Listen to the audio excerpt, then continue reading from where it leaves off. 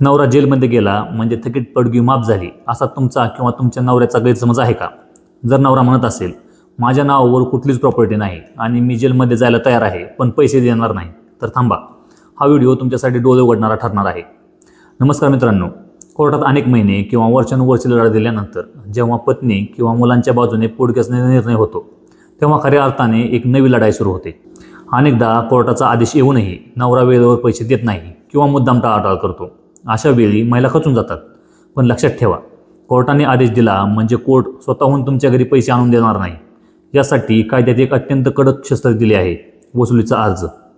जर नवऱ्याने पैसे दिले नाहीत तर तुम्हाला भारतीय नागरिक सुरक्षा संहितेच्या कलम 144 नुसार किंवा CRPCच्या कलम 125(3) नुसार कोर्टात वसुलीचा अर्ज दाखल करावा लागतो.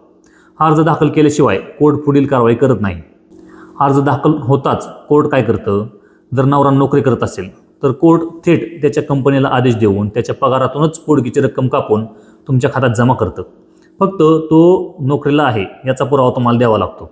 जर तो व्यावसायिक असेल तर त्याचे बँक अकाउंट फ्रीज केले जाते. त्याच्या नावावर गाडी किंवा मालमत्ता असेल तर ती जप्त करून त्याचा लिलाव करून तुमचे पैसे वसूल करून दिले जातात.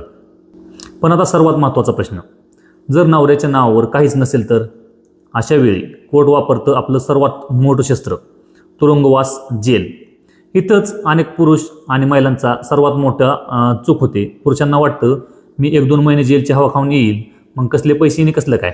पण थांबा, कायद्यातील हा सर्वात मोठा गैरसमज आहे. शिक्षा भोगून बाहेर आल्यावरही ती थकीत रक्कम माफ होत नाही. ती रक्कम त्याला द्यावीच लागते. रकमेच्या ऐवजी तेवढे दिवस आपण जेलमध्ये राहून येऊ असा जो गैरसमज आहे तो डोक्यातून काढून टाका. जेलमधून आल्यावर पोटगीची रक्कम कमी देखील होत नाही किंवा माफ देखील होत नाही. जर 3 महिन्याची थकीत पोटगी असेल तर 3 महिन्यांपर्यंत जेल होऊ शकते आणि जर 12 महिन्यांची थकीत पोटगी असेल तर 12 महिन्यांपर्यंत जेल होऊ शकते. पण जेलमधून सुटल्यावरही त्याच्या डोक्यावर ती थकबाकी कायम राहते. थोडक्यात काय, तर जेलवारी झाली तरी पैशांची सुटका नाही. मित्रांनो, या संपूर्ण प्रक्रियेत एक डेडलाईन आहे जी 90% महिलांना माहीत नसते आणि त्यामुळे त्यांचे नुकसान होते. पोटगीची रक्कम ज्या महिन्यांपासून थकीत आहे तेथून बरोबर 1 वर्षाच्या आत तुम्हाला वसुलीचा अर्ज दाखल करावा लागतो. जर तुम्ही 1 वर्षापेक्षा जास्त वेळ वाट पाहिली तर 1 वर्षापूर्वीची जी थकीत रक्कम आहे ती तुम्हाला कायदेशीर वसूल करता येत नाही. त्यामुळे अजिबात गाफील राहू नका. कायदा महिलांच्या हक्कांच्या संरक्षणासाठी अत्यंत खंबीर आहे. फक्त वेळेवर योग्य पावले उचलणे गरजेचे आहे. हा व्हिडिओ प्रत्येक गरजू महिलांपर्यंत पोचवा आणि ज्यांचा हा गैरसमज आहे त्यांच्यापर्यंत देखील पोचवा आणि जास्तीत जास्त शेअर करा. तुमचे या संदर्भातील काही प्रश्न असतील तर कमेंटमध्ये नक्की विचारा.